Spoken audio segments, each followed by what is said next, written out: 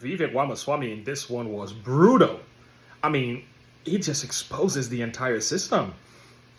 We're talking about Donald Trump today and what's happening in the courthouse. Boy, Vivek Ramaswamy did not hold anything back. I really hope and pray Donald Trump would pick him as a vice president. I really like the guy. I like the guy. Not as a president, of course, and we know that's done and over with. But as a vice president, oh yeah, that's my guy. We're going to take a listen to this one.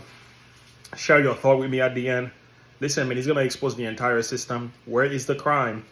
This is a political sham. What's happening to Trump is wrong. I mean, the man just went on a rant, man, and he's got the gift of gab. And boy, did he say it. So let's take a listen to this.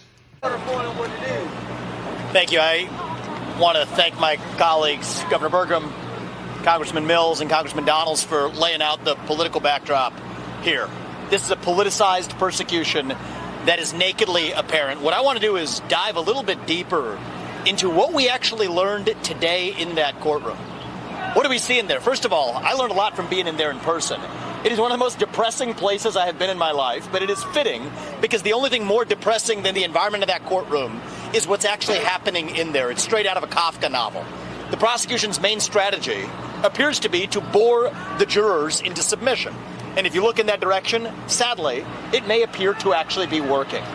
Now, I would like for anybody here in the press, anybody at home, anybody in MSNBC or the media afterwards, to clearly state what exactly is the crime that Donald Trump committed. Oh, wait. We have not heard a good answer to that question. It has been vague until today.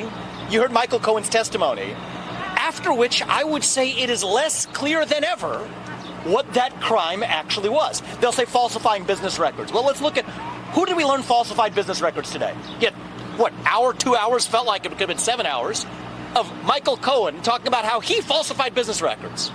Okay, so you have a guy who has been a perjurer in the past that is now saying he falsified business records. What is the crime that Donald Trump committed? Now, it appears to be what they might allege is some sort of bookkeeping error or whatever. The real bookkeeping that we need accounting of is Judge Merchan's own family member collecting millions of dollars as a Democratic operative, using the existence of this trial as a fundraising ploy for Democrats. This is unconscionable. Imagine if the same shoe fit the other foot. Imagine if it was Joe Biden that was on trial. You had a Republican judge whose son was collecting millions of dollars as a Republican operative. What would you all be saying? This would not be justice. This is injustice at its worst. So let's go even a layer deeper, right? Because let's go even a layer deeper, actually. The alleged crime here is supposedly, they try to point to this every day, that he does not actually use campaign funds, that he used personal funds. Well, let's get this straight. Suppose Donald Trump had used campaign funds to make a personal expense. They'd be going after him for that. So if they're going to get him going or they're going to get him coming, that is the best proof that this is a politicized sham. Let's go through it piece by piece.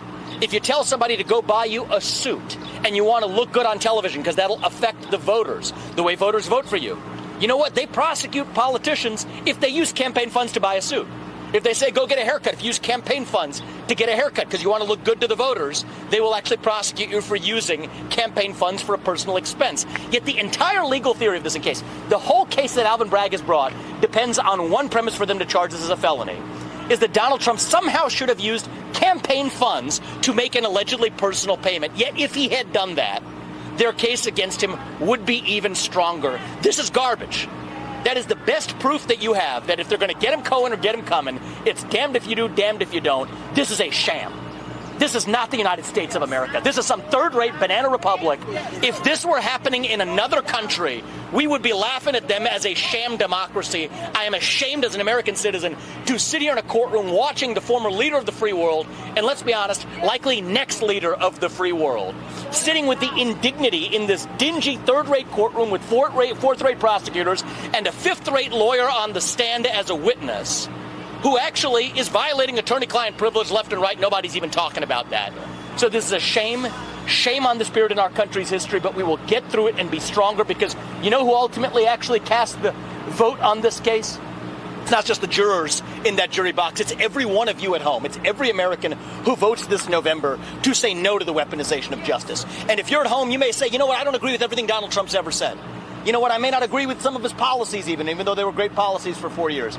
But you do agree, whether you are Democrat or Republican or black or white or gay or straight or man or woman, that our justice system should be blind to politics. That regardless of whether your last name is Biden or Trump, regardless of whether you've been a politician or not, you get a fair shake in our own legal system. And when you have a prosecutor who campaigned on the pledge of going after Trump and then keeps his campaign pledge, when you have a judge whose kids are collecting money from Democratic operatives by fundraising off the very trial that judge is presiding over, and then telling the U.S. president that he's subject to a gag order, that he can't talk about it, that is not justice. That is a bastardization of what this country was founded on. And I'm here, and all of us are here as friends of Donald Trump, supporting him in our personal capacity, sharing our opinions. That's why we're here today. But I hope every American at home who isn't able to be in that courtroom is able to see what's actually happening there. And when you do, we will have a landslide of historic proportion this November if every American understands the injustice that's playing out in that courtroom today. So may God bless our country. I pray for our future, and let's pray for our country being stronger on the other side of this disgusting sham politician prosecution. Doug, I'm going to close this out. Thank you.